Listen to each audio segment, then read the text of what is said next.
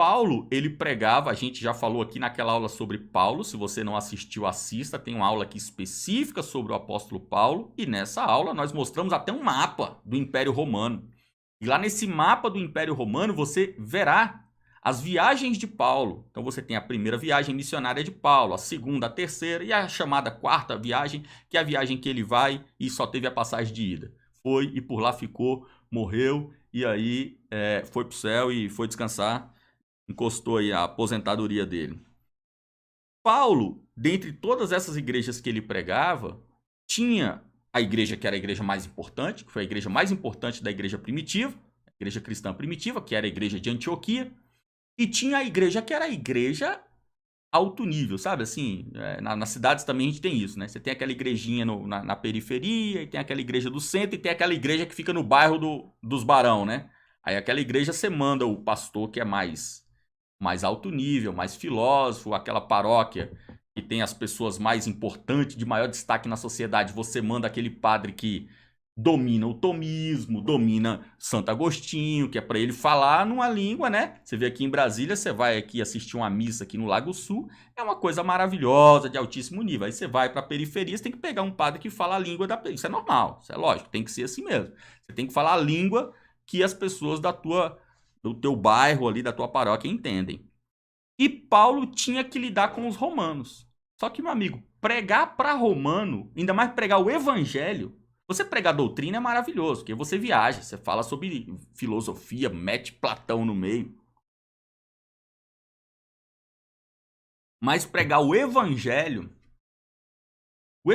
de Cristo é a coisa mais simples que existe. É tão simples que você não consegue filosofar em cima daquilo. E aí Paulo vem e se apresenta no versículo 1 da Epístola aos Romanos assim: Paulo, servo de Jesus Cristo, chamado para ser apóstolo, separado para o evangelho. Então veja só, Paulo, servo de Jesus Cristo, caiu do caminho de Damasco, virou servo daquele senhor. Aí aquele senhor vai e chama ele: não, eu quero você para ser apóstolo. Beleza, ele foi para ser apóstolo, mas já tinham vários apóstolos. Ali tinha pelo menos 11, 12. Chamou ele para ser mais um. Só que nesse apostolado que ele recebeu, ele foi chamado para ser apóstolo num ponto específico. O evangelho. O que é o evangelho, gente? Pessoal, o evangelho foi a primeira tarefa teológica da igreja. O que Pedro falava quando Pedro ia pregar? Ele ia doutrinar, ele ia falar sobre a trindade, ele ia falar sobre o batismo no fogo, batismo na água. Não, ele ia falar sobre apologética, ele ia falar sobre escatologia. Irmão, o maluco tava nem preocupado com isso. A igreja tava nascendo. A pregação era você chegar para a pessoa e falar: meu irmão, eu vim lá da Judéia, Samaria, e lá tinha um camarada que eu andei com ele. A gente comia junto, de repente você já até ouviu falar um tal de Jesus Nazareno, você ouviu? Meu amigo, aquele camarada era a encarnação do filho de Yahvé. Lógico que o cara não acreditava, né? Aí começava a resenha mesmo. Não, porque ele curou os enfermos. Não, porque eu vi, rapaz, já vi 3 leprosos. 3 leprosos que ele curou, expulsava demônio. Pergunta pro fulano, pergunta... E aí você vai. Aí é trampo, meu irmão. Aí você argumentar até você convencer o cara. E aí chegava naquela anunciação final, você...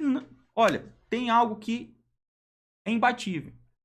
Ele ressuscitou. Você vai me desculpar, mas ressuscitou. O camarada morreu. Você ouviu falar que ele foi morto lá, foi condenado lá pelos romanos? Foi morto de cruz, meu irmão. Crucificado. O maluco fica lá gemendo até definhar e morrer. O cara só desce da cruz quando tá morto. E crucificaram ele. E só tiraram ele quando ele morreu. Ele morreu, todo mundo viu. E depois de 3 dias nós vimos ele de novo, ele ressuscitou. Isso é o evangelho. Agora, qual é os detalhes do evangelho? O detalhe do evangelho é ridiculamente simples. Ele morreu, só que ele ressuscitou.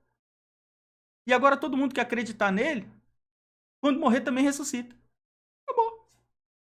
Não tem mais pra onde correr. Você vai correr mais pra onde? Vai escrever um romance sobre isso? É muito simples. E Paulo tem que falar para a igreja de Roma. Você já imaginou isso? Você ser chamado para fazer um discurso numa academia de letras. Aí você chega lá, tem um cara que fala 5 idiomas, o outro fala 3, o outro leu toda a obra do Weigel, o outro leu, aí cada um leu uma coisa, só tem gênios. Aí você chega lá pra vencer aqueles caras num debate. Qual arma que você tem? Evangelho de Cristo. Pô, meu irmão, já perdeu, velho. Porque é muito simples. Aquela frescurada toda científica daqueles caras, eles querem algo maravilhoso, belíssimo. E aí você vem com o quê? Epístola aos Romanos. Porque Epístola aos Romanos é um produto de um evangelista, mas com doses cavalares de filosofia grega. E nós temos nessa epístola de Paulo aos Romanos, no capítulo 1, é um capítulo... Lê amanhã, não lê hoje não, porque senão você não vai dormir. Amanhã você lê de manhã. Vamos lá para o versículo 18. Vamos pescar só um pedacinho. Só para o choque não ser muito grande. Vamos lá para o versículo 18. Paulo está conversando com os romanos. A igreja em Roma. A igreja em Roma ela era formada por uma massa de populares, mas tinha muitas mulheres de influência. E tinha alguns doutores na igreja. E quando Paulo prega em Roma e aquela igreja se ergue e as pessoas começam a entender o evangelho, eles vão vivendo, eles começam a complicar a doutrina cristã. E eles começam a achar aquilo ali simples demais e começam a colocar um monte de detalhes. Não, vamos enriquecer, vamos desenvolver a igreja. A igreja está muito parada, está muito negócio aí, está muito adoração, papapá. Bora colocar umas coisinhas melhor. Vamos enriquecer o negócio. E aí começam a colocar uma série de pesos em cima do cristianismo. Uma série de detalhes para enriquecer e acabam tornando complexo aquilo que é muito simples. Crer no Senhor Jesus e será salvo, tu e tua casa. O apóstolo Paulo fala assim no versículo 18. Porque a ira de Deus é revelada do céu contra toda a impiedade e injustiça dos homens, que detêm a verdade em injustiça. Porque aquilo que de Deus se pode conhecer é manifesto neles, pois Deus o manifestou a eles. Porque as suas coisas invisíveis, desde a criação do mundo, são claramente vistas, sendo entendidas por meio das coisas que são feitas. O seu eterno poder e divindade, para que eles fiquem inexcusáveis. Porquanto, tendo conhecido a Deus, não o glorificaram como Deus, nem foram agradecidos, mas se tornaram vãos em suas imaginações, e o seu coração insensato se obscureceu. Começaram com uma conversinha na igreja em Roma de que o evangelho tinha aí uma aresta para ser aparada. Que aresta era essa? Olha, Paulo veio aqui, nos contou as boas novas da salvação, nós acreditamos e aqui está a belíssima igreja de Roma. E o que acontecerá com os povos do norte da Europa, lá da Islândia? E os povos germânicos, que nunca ouviram a salvação, nunca ouviram as boas novas? Esses caras vão morrer e não vai ter salvação. O cara vai morrer sem nunca ter ouvido o evangelho. E os índiozinhos lá das Américas, que contam pra gente que existe lá um continente, eles nunca ouviram as boas novas. Eles vão morrer e vão pro céu, isso não é justo. Como Deus pode ser tão mau? E começou com essa conversinha. Resumindo, tretas teológicas. Quem nunca ouviu o evangelho, se morrer vai pro inferno? Paulo, que não é trouxa. Paulo, que conhece a filosofia grega, conhece toda a sabedoria romana, Paulo vem trazer algo que os judeus deveriam conhecer do salmista. Paulo vem dizer o seguinte: aquilo que de Deus se pode conhecer é manifesto neles. Meu amigo, você está respirando? Tá. Por quê? Quando você foi dormir, você ficou pensando? Não, enche o pulmão. Esvazia o pulmão. Não enche. Você fica preocupado com isso? Não, manda sangue pros dedos, senão os dedos não vai mexer. Manda sangue pro pé. Não. Você não fica preocupado com isso. Você não vive porque você exerce a vida. Você vive porque lhe foi dada a vida. Dada por quem? Por seu pai? Por sua mãe? Ah, e quem deu a vida a ele? Vovó. E quem deu a vovó? Bisavó. Beleza, vai voltando aí. Qual é a origem? Então Paulo começa a falar o seguinte, olha, essa conversinha de vocês aí não tem pé nem cabeça. Porque vocês têm que entender o seguinte, a manifestação daquilo que se vê vem daquilo que não se vê. A ira de Deus é revelada contra toda impiedade e injustiça daqueles que detêm a verdade em injustiça. As suas coisas invisíveis, desde a criação do mundo, são claramente vistas. Opa, peraí, Paulo. Vem aqui, Deus, libera Paulo aí 5 minutinhos. Não vai nem, o povo não vai nem dar falta dele no céu, não. Libera ele 5 minutinhos aqui no Brasil. Porque aqui no Brasil as pessoas estão pedindo quais as provas de que Deus existe. Paulo está falando o seguinte: todas as suas coisas invisíveis são claramente vistas. Opa, peraí. Como assim? O que é invisível é claramente visto. É tipo assim, pô, mas é óbvio que Deus existe.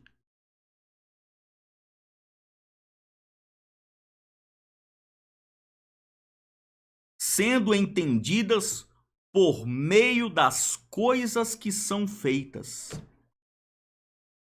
O seu eterno poder e divindade, ou seja, aquilo que está acima do que é humano, o seu eterno poder, o poder de Deus é eterno e ele é divino.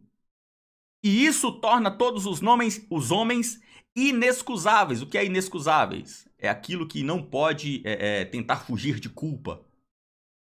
Você é inexcusável, não adianta pedir absolvição do seu erro. Porque tendo conhecido a Deus, não o glorificaram como Deus. Gente, não adianta. Ah, não, mas o cara não ouviu o evangelho, ele não ouviu. Olha, Deus é fiel e justo para perdoar o pecado e para condenar o pecado. Todo mundo tem diante de toda a sua vida uma comprovação da existência de Deus. Ninguém pode dizer, não me apresentaram o divino, pois o próprio mover, como Aristóteles vai falar aqui, a gente vai comentar, te anima, é inexplicável em si mesmo, sendo, portanto, ignição óbvia da ação de busca pela origem. Os romanos, ao invés de caminharem rumo à deidade, traziam o divino para o humano, com o traço pagão de humanização da divindade. E assim erigiam templos e esculpiam estátuas de formas humanas para representar Júpiter, Mercúrio, Febo. E mudaram a glória do Deus incorruptível por uma imagem feita à semelhança do homem corruptível, e de aves, e de quadrúpedes, e de répteis. Esse é o versículo 23 desse capítulo. Paulo vai prosseguir o seu texto aqui que a gente acabou de ler. A gente leu o 18, o 19, o 20, o 21. E ele prossegue dizendo, professando-se sábios, tornaram-se loucos. E mudaram a glória do Deus incorruptível por uma imagem feita à semelhança do homem corruptível. E de aves, e de quadrúpedes, e de répteis. Paulo vai falar que esses povos, eles são inexcusáveis, porque eles têm provas até mesmo em si. Eles têm provas da superioridade de Deus. Mas na sua imundície, na sua loucura, o que eles fizeram? Eles humanizaram a divindade. E ao invés de render graças ao desconhecido, como Paulo diz, e a gente falou sobre isso na aula sobre Paulo, ao invés de renderem graças ao Deus desconhecido, eles fizeram o quê? Eles começaram a humanizar a divindade e criaram formas humanas que representam deuses. Aqui ele está falando para os romanos, pessoal. Lá em Atenas, nós tínhamos aquela praça com representação de todos os deuses, de todos os povos. E tinha até um altarzinho lá para o Deus desconhecido. Paulo chegou lá muito esperto. Ó, esse Deus desconhecido aí é o meu. Nós temos aqui uma constatação, a gente está falando sobre a existência de Deus, de que a prova de Deus